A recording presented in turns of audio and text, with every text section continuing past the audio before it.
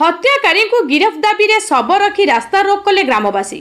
2 दिन तले सुवर्णपुर जिला अंतर्गत वीरमहाराजपुर थाना अधीनस्थ रथपुर छकरे एक मृत शरीर लोक देखा पाई।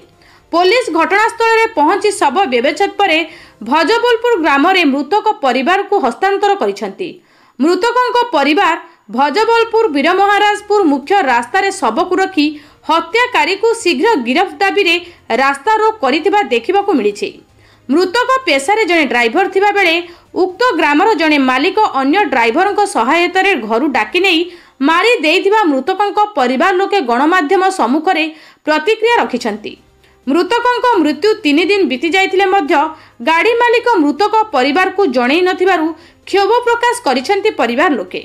पुलिस शीघ्र हत्याकारी को गिरफ करिबा पई दीर्घ समय रास्ता रे शव रखी रास्ता रोक करिसेंती ग्रामवासी।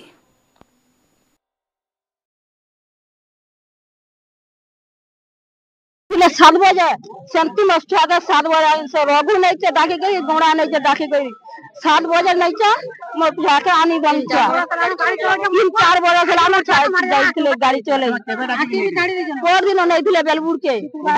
हां पोर दिन बेलबुर के नहीं चे काली बेला जाई पाइछन काली माली पुलिस वाला तो पकड़ गाड़ी थिले बोले ड्राइवर मारी छे मालिक मारी छे ड्राइवर मारी को मारी ना मारी थिले कंते राय कहि गले घर के मारी मोरे चपई गई छ आखी गाड़ी पूरा तर मोरी थिले गाड़ी चपई थीता किसकी जाई थी तो थाना कॉलेज माइला का कॉलेज माइले